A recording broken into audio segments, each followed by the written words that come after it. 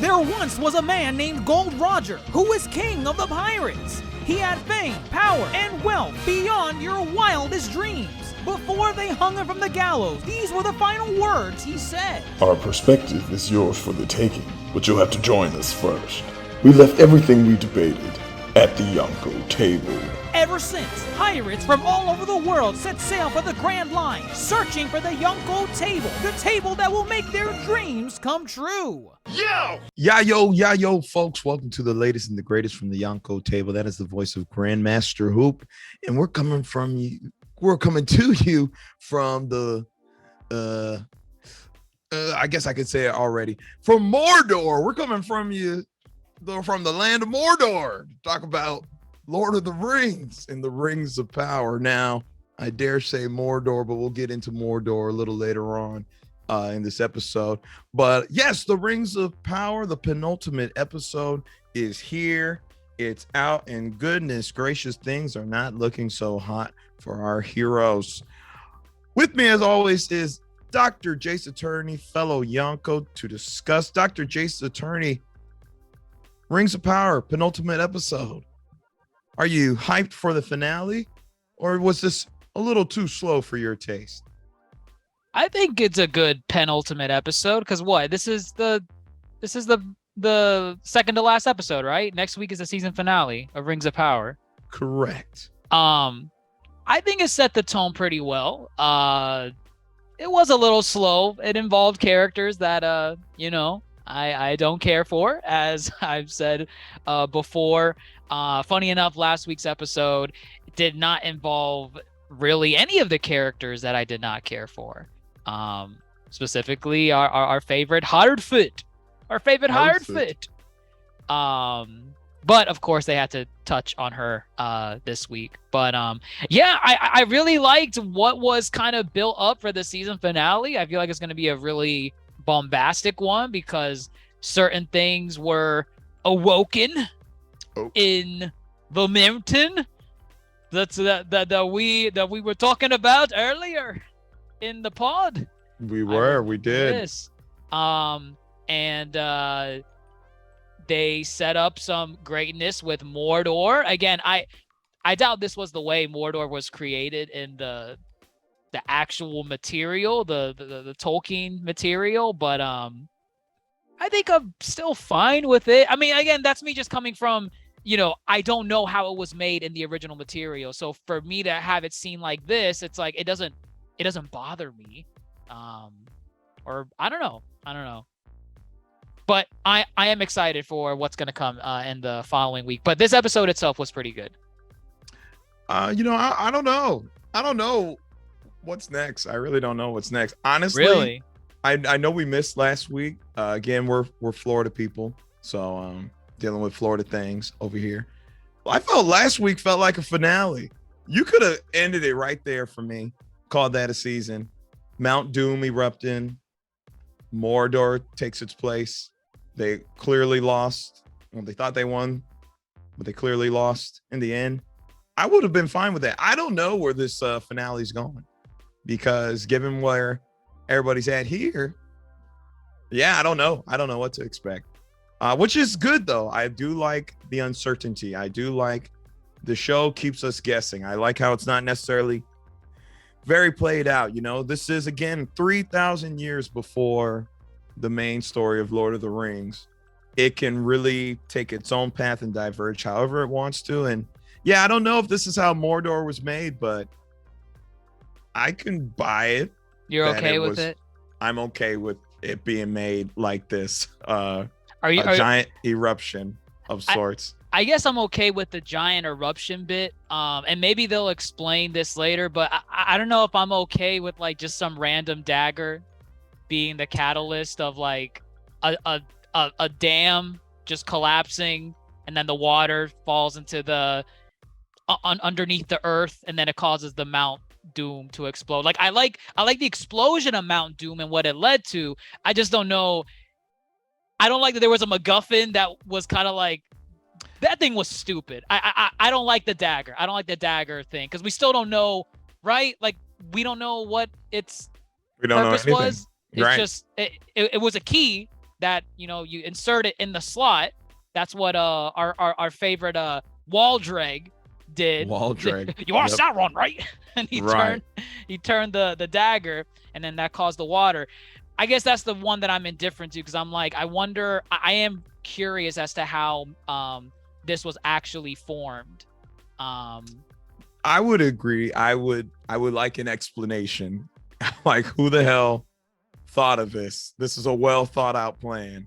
We're gonna dig a bunch of tunnels, blow up a dam. That water is going to ignite the fires and cause a volcanic eruption. That's a very well thought out plan. I would like a deeper explanation on that. But it's here. It's here. We got to deal with it no matter how it came about. It's here. I guess that's a good place to pick up from too, seeing as how we missed last week. Well, dang, they lost. It's looking pretty bad. Galadriel just let that smoke take her, and I mean, in true volcanic fashion, that seismic wave and the ash and smoke just cleared everybody. And oh goodness, the rocks too. They were molten rocks coming about and destroying everything in sight. Not the victory they expected. So now everybody's separated, and this just seems like a lost cause. And here we get a pairing of Galadriel and Theo. Not one of my favorite pairings, but Yeah, that was really weird. I don't know what they were going for with that. Because there were a lot of bodies in this explosion, in this aftermath, and it just seems rather weird that, you know, from a story perspective, like, why did Galadriel gravitate towards Theo of all people compared to the soldiers that were burning alive all around her? oh yeah, she didn't lift a finger. She didn't do anything. And I get it, like, you know, they're the main characters, so they have to collide with their stories and then move the plot forward. But within the story, it didn't make sense why Galadriel was like, "You there? Are you hurt? Let's go." And then she just takes him and just goes to the camp where the Númenóreans are stationed at. I don't know, like, there was, the problem is, like, I liked where it ultimately led. I just felt like there were weak moments that I was asking myself, why was this part written this way? Why did she just choose Theo of all people to just focus on compared to everyone else? I'm just not understanding how everyone really got so separated. It was not a small, I mean, it's a small village. And Well, it was chaos. It was the explosion from Mount Doom. I guess, but it's like, y'all are just one building over. Weren't you just one building over? I thought it was like, damn, everybody's separated. Nobody knows where anybody is. I understand the chaos, but it was just like, damn, they lost each other so quickly. Yeah, it didn't seem like they were all over the place. Yeah, before they did not seem all over the place. Or it didn't seem like there were that many buildings in that region. You know, you only got like, what, 5, 6 to choose from, from what I remember. Right. Why did you get lost? I don't understand. I was a little confused. But yeah, I mean, again, I don't know about Theo. Theo's not necessarily a character I've been gravitating to. I was digging more of his lust for power, or kind of, you know, playing with the dagger type of Theo, kind of being, you know, that didn't go anywhere. It didn't go anywhere, right? So now I'm left wondering, why should I care? Why do I care about Theo? Right. I feel I don't really care about Theo. You know, I've killed a few orcs before, right? You know, I've killed a few. He said something. He said that to I think either Galadriel. No, yeah, he said it to Galadriel because he was saying that he killed orcs before, and then we see him kill orcs. Yeah, he did. Well, I wouldn't say orcs plural, but there was an orc that he did kill in either last week's or the week before. And the only reason why I vividly remember, because I was like, oh, Grandmaster didn't want him to kill an orc, so I can't wait to see if he does or not. And then he did. He stabbed an orc, and I'm like, BS, but whatever. I guess. He got a kill. Can you imagine being an orc trained in combat, trained in the mud? Yes. And you get killed by Theo. This little boy who can't even, I don't know. He's got no training. No He practiced training. with a bow like once. Yeah, I don't know where Theo goes from here. I mean, Galadriel kind of says you're a soldier, you know. Right. I don't know. I guess we're going to see his rise to an actual soldier. I will say there was one cool shot with Galadriel and Theo with they were hiding under the tree trunk and the roots, and the orc was looking for them. And, Okay. Yeah, the orc. Right. I think that shot they were going for when Frodo. And the Oh other my hobbits- God, that's right. Yes, that's the vibe. Ew. No, not the ew. same. I Not like the same. that. I didn't like Oh, it. Not the same at all. I didn't like The it. shot is the same, but yes, the stakes are a little different. I'm sure she could have killed all those orcs. She if- could have. Well, it was if only they- like what, like a 5 or 6? Yeah, it was like hardly any. She's so- killed more. I mean, I don't know. Right. They- I don't know why she was so worried. They but choose to nerf Galadriel and any combat prowess character whenever the need arises. You know, Arundir's here like annihilating a small militia with bow and arrows, and it was, you know, single-handedly. But then Galadriel just can't handle 6 orcs with a sword. I guess. I suppose. I guess, or maybe she's so shook up from the I'm what just tired. transpired. Maybe. Cool shot. There are some other casualties to this volcanic eruption. We see the Queen Muriel runs into a seal door. And So, okay, yeah. So go ahead. I think you're gonna bring it up because this part kind of confused me. I guess afterwards. well, they run into a seal door, Right. And then a seal door's friends. Right. I think his name was like Ottoman or something. Yeah. And then they Altamont? saved that guy underneath the burning building. They saved the lieutenant. Right. His friend, whose name escapes me, but the other friend is dead. Right. He was the one that was further under the rubble. Yes, he Okay. didn't make it. So from there, right? His friend, I forget his name. The one that kind of was pulling him away. the lieutenant, right? Okay, yeah, the lieutenant. Lieutenant. The lieutenant. He pulled him away, and then later on in the episode, they made it seem like Isildur was dead. So no, they went to another house. And, Okay, got it. Okay, I literally forgot that scene. It was like a blink and you miss it almost. Okay, because at that point when they go back and see his father, they're like they just shake their head like, mm-mm. And I'm like, wait, Isildur's dead? He was just there with you guys. something. I think the roof collapsed. The roof collapsed. Like there Right. was a neighboring building that they went to. There were people trapped inside, and they were trying to save the people. And then the building fell down, and Isildur was there, and it fell. Supposedly it fell on top of him, and he's Yes. maybe dead. Oh well, obviously he can't be dead. So I don't know. They're changing the mythos left and right. I They don't know. can't change that mythos. He is alive. Very interesting choice to go with the bait and switch with him, knowing he's got the thickest plot armor here. Actually, he's got plot armor. Galadriel's got plot armor, and even Isildur's father, Elendil, who goodness gracious is crying over his son. You know, didn't show any kind of love before. I hated that. I hated that.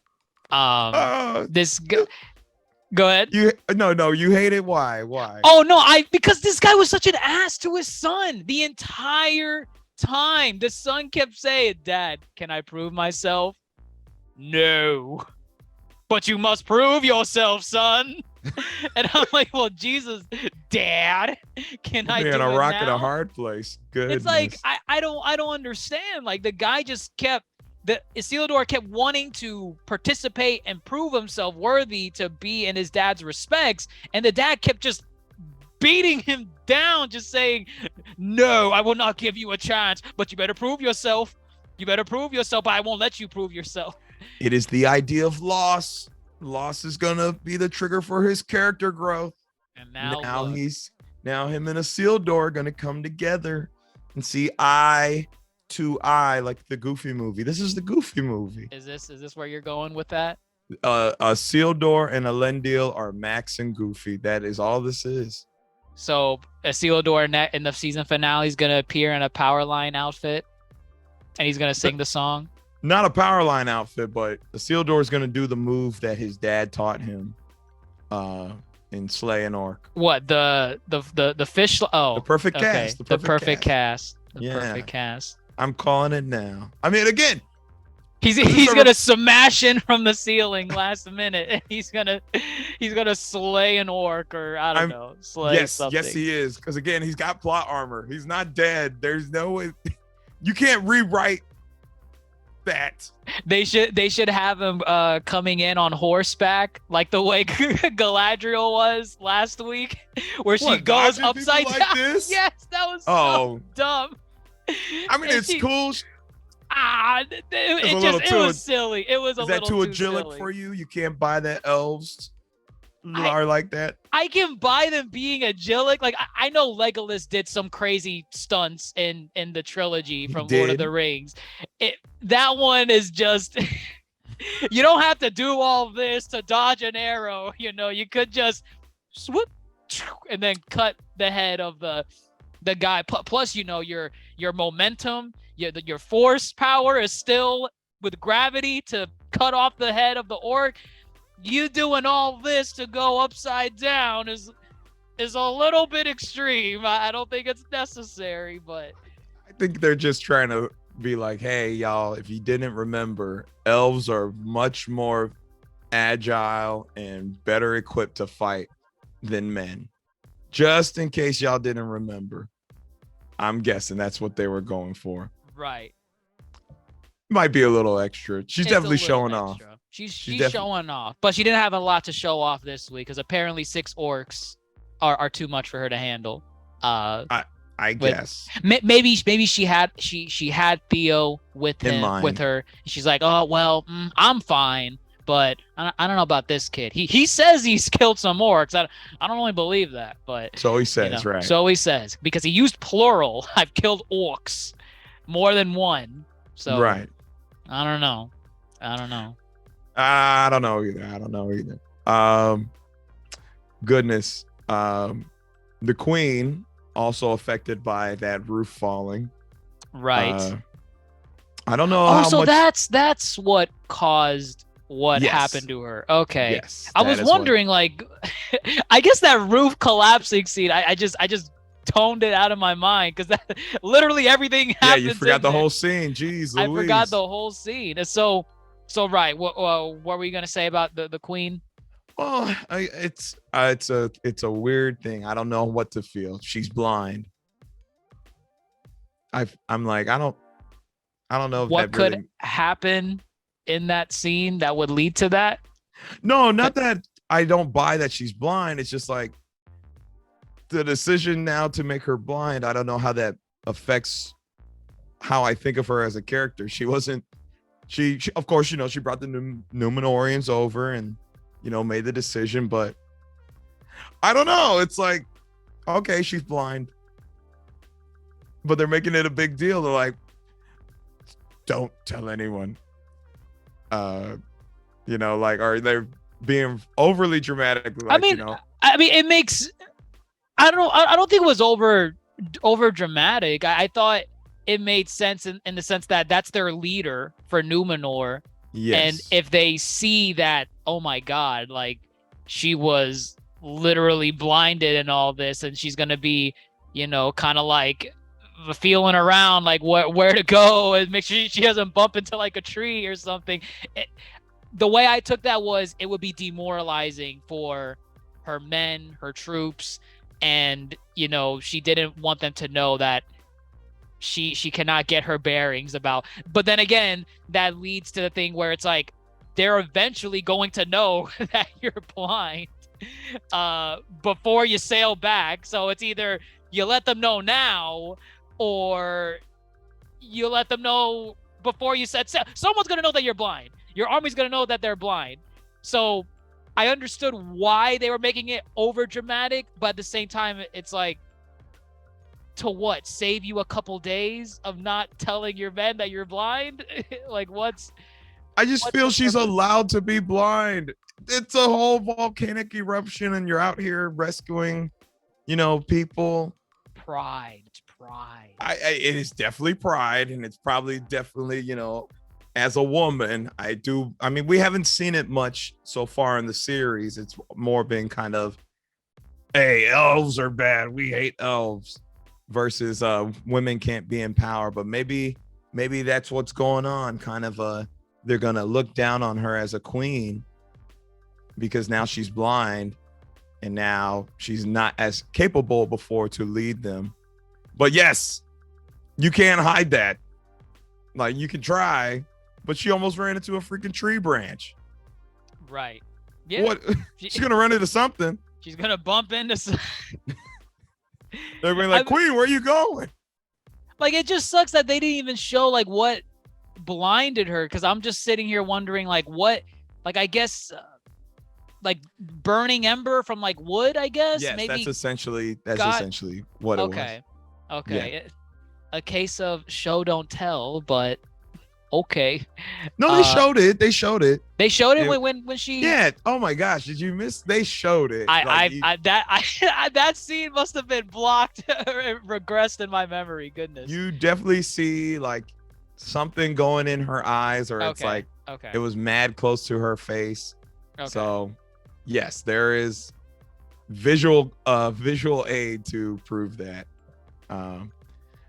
But I guess we'll see where this goes. So they all reconvene at a random location. We get the tease again. Is Bronwyn, Rondir alive? They're alive. I didn't think they were dead. Did you think they were dead? Who? Arundir? Arundir There's no way. They're playing this big thing like, ooh, where are the characters? Right. They could be dead. Theo's looking around saying, Mother, Pater, Father. Arundir.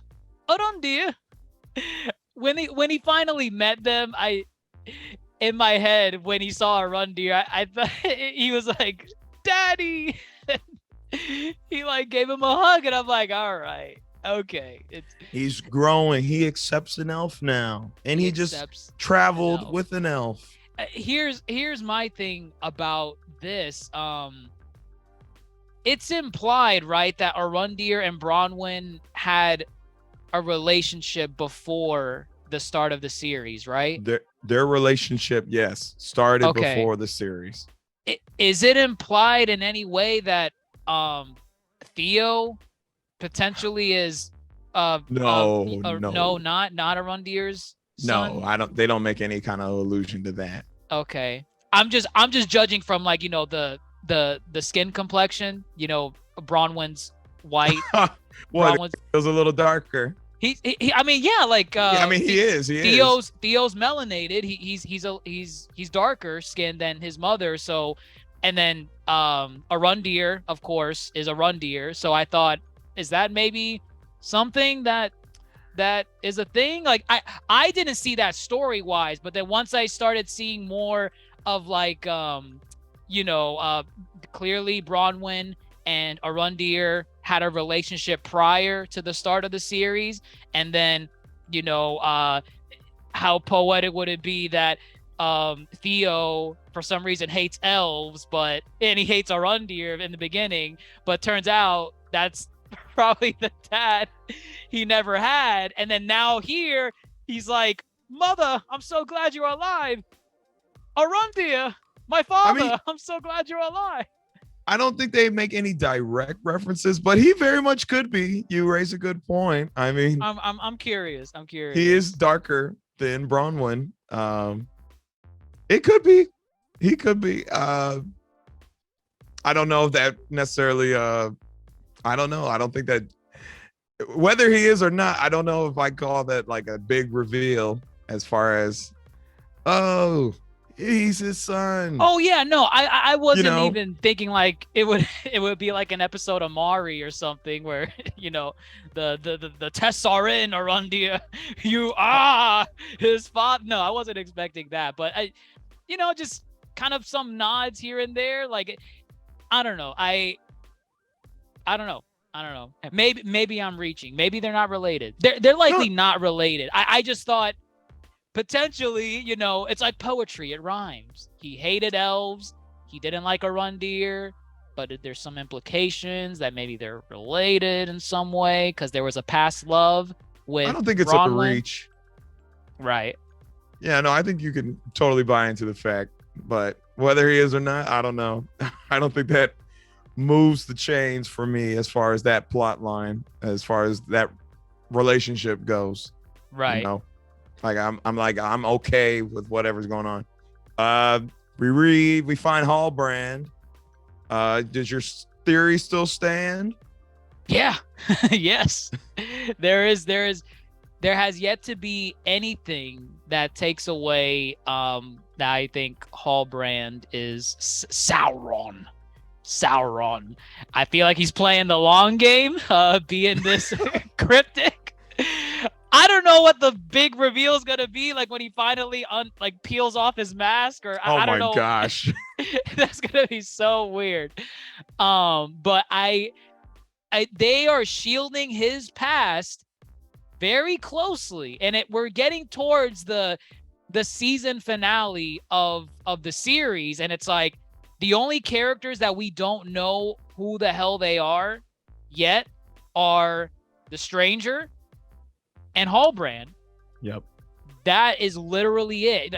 And the thing that I like about that is, imagine if at the end of the season finale, the big reveal happens where you learn who Hallbrand is and who the Stranger is, and they both are essentially like opposing forces, because there's a theory that the Stranger is early Gandalf.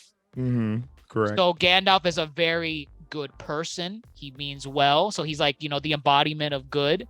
And then on the flip, so it gets revealed in the finale that that's Gandalf. All right. So you have your pinnacle of good on one side.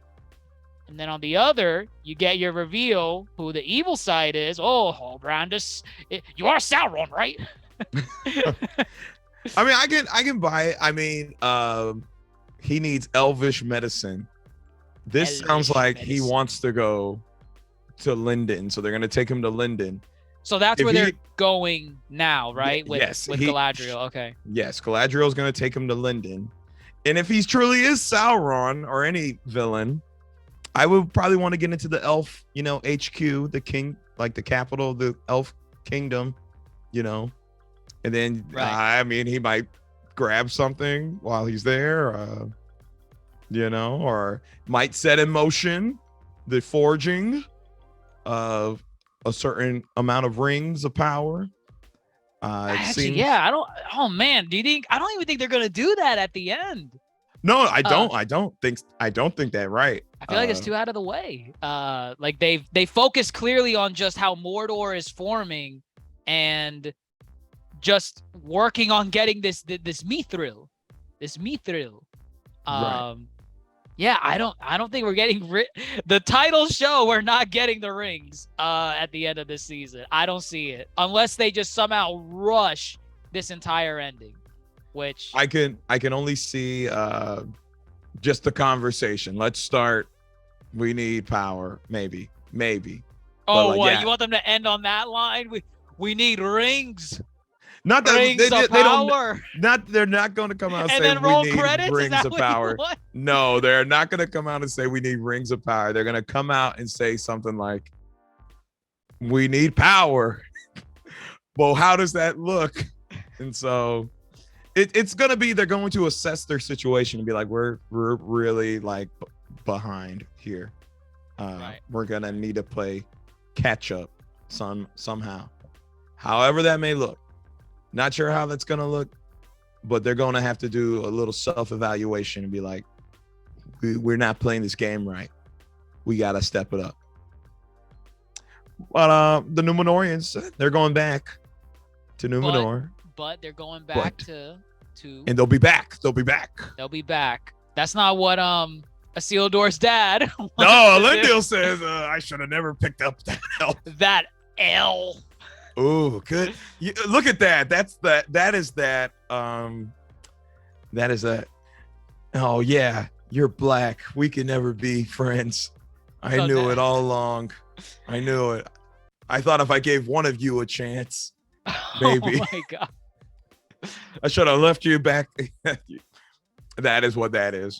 That is what that is. Like I gave one of you a chance, and look what you did. You elves. I lost my son. I lost my son. Look at my queen. She is maimed. I thought it was kind of cool how they revealed that she was blind. You know, she was saying, "Are we out of the fog yet?" Yes. And they're like, "My queen, it's been a mile." What? And she's like, I see. And he's like, Ah! Do you? Do you? And she says, what, nothing but gray? Nothing but gray. Look, that was some good acting. I will admit that was some good acting. That was some good acting. It's questionable as to why this is a dramatic scene, but that's what I'm talking about. I was like, they're very over dramatic right here for whatever reason. But it was fine as is. It was fine as is. Yes, it was on its fine own. as is. Yes. But yeah, Mordor is formed. Adar, the orcs are asking. Well, Adar's addressing the orcs, saying like, "Take off your cloaks. You no longer have to shield yourself from the sun." Yes. And they say, "Yay, Shadowland! All bow." Wait, what was it? All bow to Adar, king of the Shadowlands. Yeah, and they're like, or they say, "What do we call this place?" No. He said this is no longer the Shadowlands. Or no, the Southlands. This is no longer. I mean, yeah. Why did I say Shadowlands? Yeah. That's Land of Deltora or something. Yeah. He says this is no longer the Southlands. Mm-hmm. And they're like, well, what is it, my lord? What do we call it? And they start chanting Adar. I'm like, Adar. What is it? Is this gonna spin into Mordor? Like, I was waiting for him just to say subtly Mordor, but no. But did you like the title kind of burning away? Had they been doing titles like that? Episodes? They've been doing the map thing more, where it's like the map, like the camera will zoom out from like the land that they're in, and then it'll like kind of transition into a map, and then you kind of follow like a river or a mountain pass, and then you go into you just move along and you see the title of the area that they're in. Not like this where it's like straight up the title of the land in the shot, and then yeah, it's the title of the land, and then now on top of that also they added, the Southlands burning away, and it's now Mordor. Right. I mean, it was fine. I guess it was cool. Yeah, it was fine. I'm fine with it. I'm not upset. Cool note to end on. So, right. That was the last scene. Yeah. Or was it? Or maybe there might have been one other scene. Was there one other scene? Well, there was one scene that we haven't talked about, but was there a scene that ended after this? I can't remember if that was the last scene or this other thing that we're going to talk about with Elrond and Durin. But let's save Elrond and Durin for last. Let's go to your girl Nori. I know you love the Harfoots. The Harfoots. Hey, I told you they needed an opposing force to make their story a little more interesting. A little more interesting. Here we go. A little more interesting. They send off the stranger. After he drops a tree branch on them. Which is, I just hate how these Harfoots are just so dumb. Stay away from the chanting man as he's saying things that you have no idea what's gonna happen, and you have some dumbass kids saying, "Oh my God, what is he doing?" And then Right. the branch falls on them. It's like Nori did it the week prior, not this past week, but the week before that, with the whole hand getting frozen. She's like, "What are you doing with what are you chanting there?" And she grabs his arm when his hand is in the water, and and her hand starts getting frozen. And it's like, no, you did that to yourself. The man is minding his own business, trying to help, or at least in that instant help himself. And then you put yourself in harm's way by touching him in that instant. And then now this man is trying to help, and you guys continue to put yourself in his line of fire. I don't know. It's no, you're right. It's like he doesn't know the extent of his powers. He's not. He's trying to learn. Give him some breathing room, people. Just like let him do his thing. Back the fuck up. Like goodness. But they send him on his way because again they're being dumb. We meet these three again. So now here goes my theory about these three. Clearly there's some magic wielders, and I guess would you say they're wizards? These guys like wizards. Discount Eminem. They're doing magic. They did magic. Well, because again, this goes into my my inexperience in the Tolkien lore. I don't know who's limited to like are wizards in the sense of Gandalf, right? Gandalf and Sauron. Are they the only people, wizards? Like, are they the only ones limited to magic? We've seen elves do like magic, like when Lady Arwen. I mean, this was a different character in the books when they called that river of horses to run over the Nazgul in the Fellowship. Oh, yes. Okay. Right. Yeah. So we have seen other entities use like magic. But I don't know, they're giving me dark wizard vibes. And actually, if you look at that staff, does that staff look like anything? Oh, the eye of Sauron? This episode's called The Eye. Yeah, it is. The episode is called The Eye.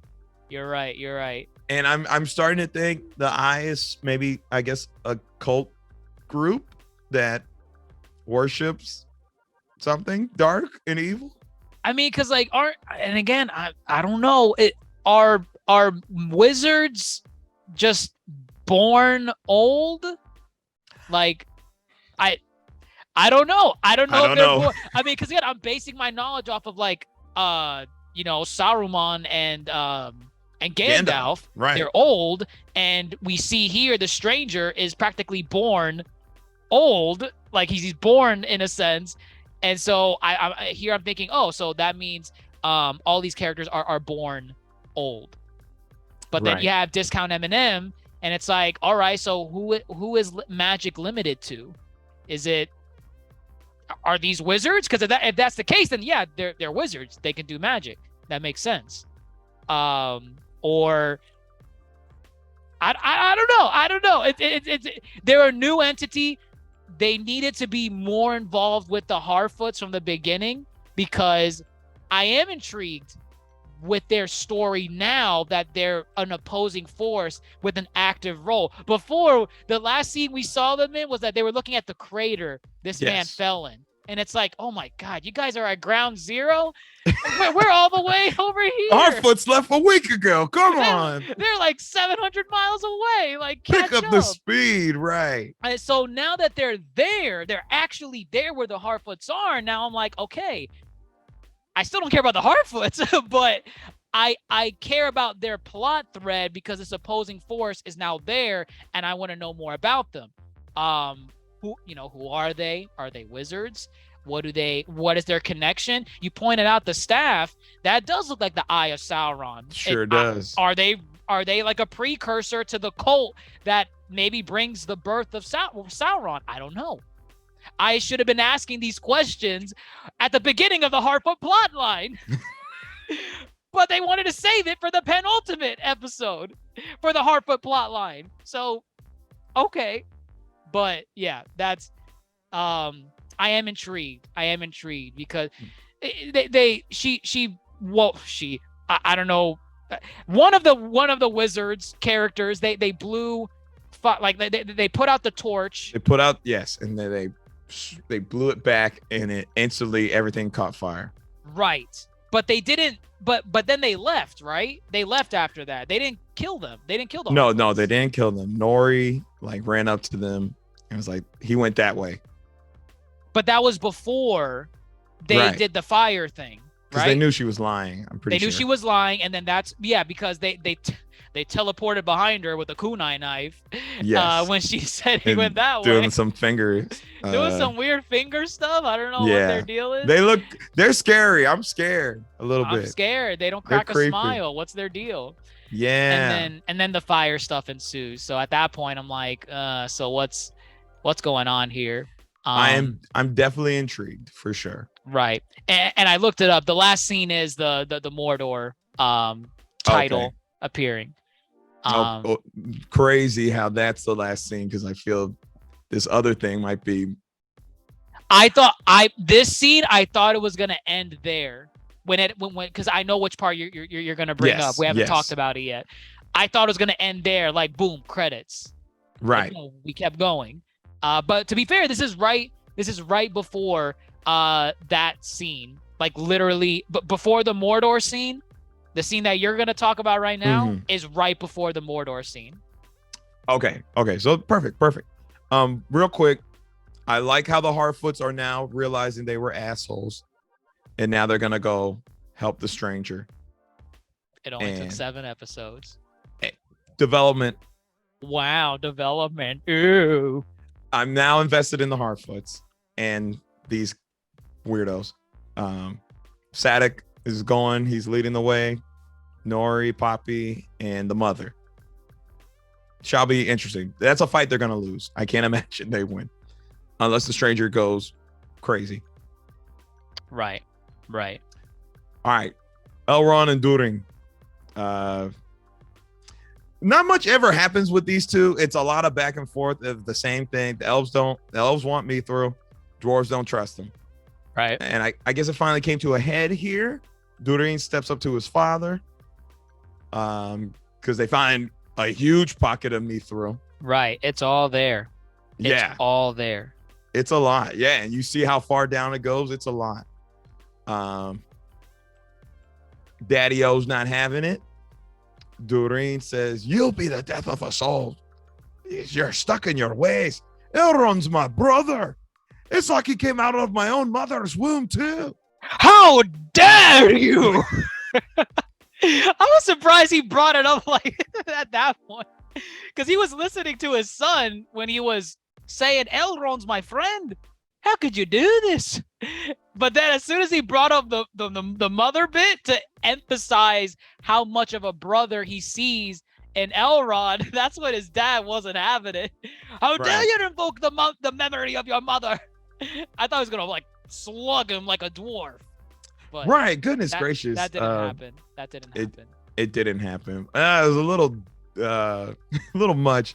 I guess that crosses the line. You can't say a dwarf came out of an elf womb or an elf came out of a dwarf womb. That's blasphemy. How dare you? Right. So I guess he renounced his prince title. That's what I thought that was, the thing that he ripped off from his chest. Yes. Yeah. I think that's what it. I think that's the equivalent to like the prince crown. Like, the king has the actual crown, but the prince wears whatever the hell that was. The necklace. Chest piece. Yeah. Chest piece. Yeah. So so he said, "Nope, you're done. You don't deserve that." And then what was it? He starts talking to his wife, and he's like, "It's all my fault." And I thought this dialogue was just kind of funny, where she was like, "It's not your fault." And he's like, "Then whose fault is it then?" And she just stays quiet because she knows it's his fault. But then she's like, "It's your father's. He's old." It is it was weird dialogue. It was kind of weird dialogue in this scene. It's the classic, I'm sure from here, Durin is gonna form his own little faction of dwarves to keep mining. And that's it, I guess. And they're gonna help the elves. And that's really it. Now, the King Durin says, seal it up. They're gonna seal it up. However, in sealing it up, what did they shake? Did it shake? The whole thing shook, or did it shake in that moment when they? I can't remember if it up? shook or if like a rock fell. Well, I remember because it was the leaf that Elrond they got brought. so right. They got excited for the leaf, right? Right. And then King Durin throws the leaf, out after he renounced his son. He just throws the leaf down, like I guess the shaft of one of the mines or something. He throws it out, and then he says, "Seal it up," right? And then the leaf just starts falling down. Yeah, it just falls down. It just falls down. There's no like shaking of the area or anything like that. So it just meant there to show like, oh, look who's down here. Look who's here. So was it the leaf that fell? Yeah, it was the leaf. Oh, because that's what incinerated once it reached the bottom because it got near the Balrog. The Balrog. The Balrog. Okay. Changing the mythos a little. I thought they would have been done a lot of digging of Mithril before they woke up the Balrog. Right. This guy looks like he's ready to go. He's right there. That leaf did not fall down that far. It did not fall down that far, right? So I kind of liked our idea a little better with what we proposed a couple weeks ago. Does it feel too soon? Maybe it's too soon. I kind of wish that they took the plot thread where maybe the dad finally listened to his son. So then they kept digging for the elves. They kept digging for the Mithril. And because they kept digging and they found the deposit of Mithril, then you have the awakening of the Balrog. And then you keep in the mythos like kind of like what we said before. History is written by the winners. So yes. That would have been nice. I would have liked that. Yeah, history says the dwarves kept digging because of their greed. But in reality, they actually dug because they were trying to help the elves. They were trying to help them, avoid extinction. But of course, the elves are little sneaky devils, and they spun it back on the dwarves like, we didn't tell them to do that. Those dwarves were greedy. Them greedy dwarves. Now this whole how the scene played out. Honestly, it could be just kind of a tease. As far as maybe we're not going to see the Balrog next episode, though I'm pretty sure we probably are, because I feel you don't end it like that. But maybe that's just kind of one of those, creative decisions to like show that he is down there, that they are going to eventually run into him. However, the way it played out, I felt this could be interpreted as that's just what's to come if they keep digging, versus we're going to see him next episode. Oh, so you think it's more like a warning, I guess? Yes. Like he's further down the mine shaft than what was shown. And oh god, they did such a bad job that they made it seem like he was right there. No. They really do make it seem like that leaf fell for a total of like 5 to 10 seconds before it hit the ground, and the right. Just got angry. So I would like it more if it's more or less like a warning, like if you guys keep digging for yourselves, he is there waiting. When he appears, it could be next week if you keep digging, or that could be the next season when they keep digging, whatever. But at least we know it's there. I feel like it is going to be next week that he does appear, because you just have this level of hype building up where it's like Mordor's just formed. Hallbrand, who's Hallbrand still, and then you got the Balrog here. Like, it's And then you They're- kicked they're- out Elrond. They're You got well, Elrond. no, they called Elrond back. Like, they ran and got Elrond.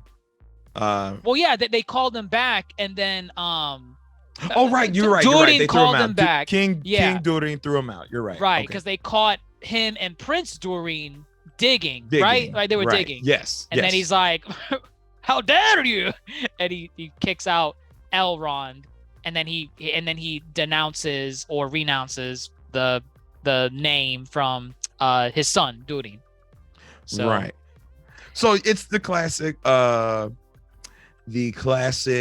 Let us spread our characters thin, and then let's unleash hell, an army, something really bad that brings them together. So if we do, it does sound now more sounds like the Balrog is going to open King Durin's eyes and be like, okay, we need to get this shit out of here, give some power back to the elves, help us kill this guy. Oh, you think they're gonna dig for that stuff and then give some of it to the elves to help?